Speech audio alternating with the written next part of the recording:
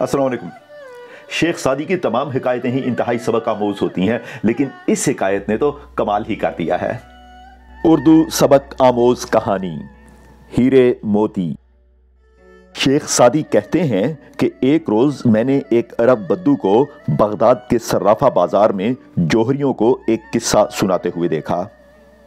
वो कह रहा था, एक रोज मैं सहरा में रास्ता भूल गया। मैं कई दिन रेगिस्तान में मारा मारा फिरता रहा, यहां तक कि मेरा सारा खाना खत्म हो गया। मैं भूख से मरने ही वाला था कि मुझे जमीन पर एक थैली पड़ी हुई मिली। उस शख्स ने अपनी कहानी जारी रखी।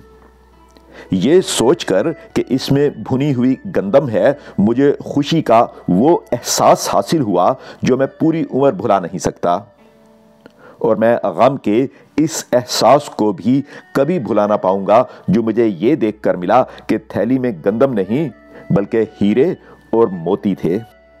आपका इस हिकायत के बारे में क्या ख्याल है? नीचे कमेंट सेक्शन में ज़रूर बताइएगा। फिलहाल मुझे इजाज़त दीजिए। अल्लाह हाफिज़।